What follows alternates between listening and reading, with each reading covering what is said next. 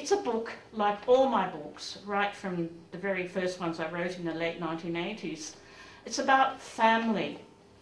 Now Lily, who is the heroine of the book, and she's Stanley's granddaughter, has lost her father. He went away, left the family before she was even born. She virtually runs the household because her mother works long hours and her brother has deserted the ship. But for all that she's a tough-minded girl who doesn't really have much time for most of the activities that her teenage friends engage in, she is still very, very sensitive about her family and her house. That her house isn't a sort of proper house like her friends have. That her family's not a proper family, that there's no father there. And although single-parent families are greatly accepted, she still feels it. She feels that her family is not a proper one. She's always hoping that it will somehow or other improve and get better.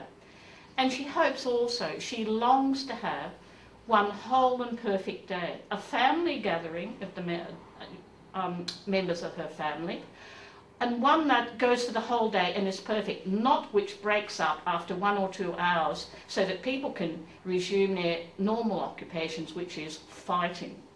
So Lily longs for this one whole and perfect day, and she does get it in the book, or at least she gets the beginning of it, the very first hours, and then the book finishes, so you can't really imagine what might happen later.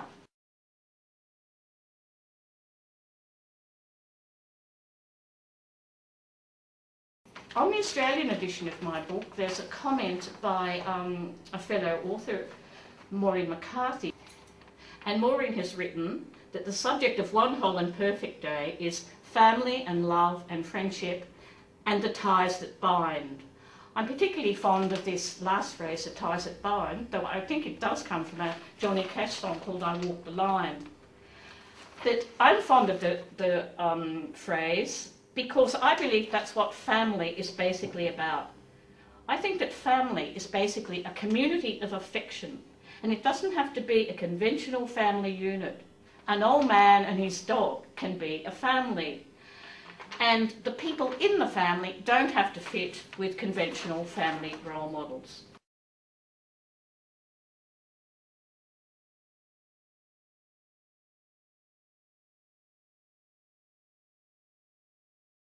Sometimes one can get the idea for a book or for a character who's fundamental to the book a long time before you start to write the novel. And I first got the idea for this old grandfather called Stanley almost 10 years before I began to write One Whole and Perfect Day. I'd gone to Bankstown to visit my mother in the nursing home, and I was waiting at a bus stop when this old man came and sat down next to me.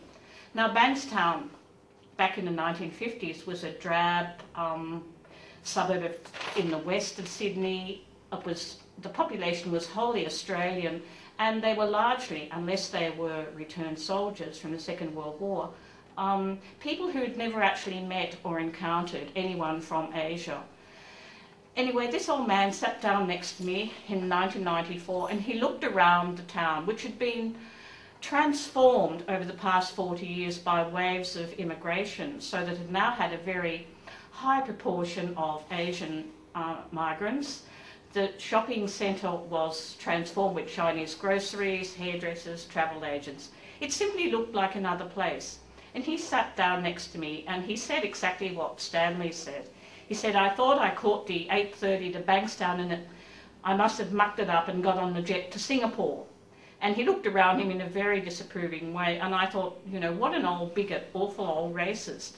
And it was some years later when I realised that when you are old, that to lose a place, particularly the place of your childhood, so that in a sense it's no longer there because it's so transformed, is a very sad experience.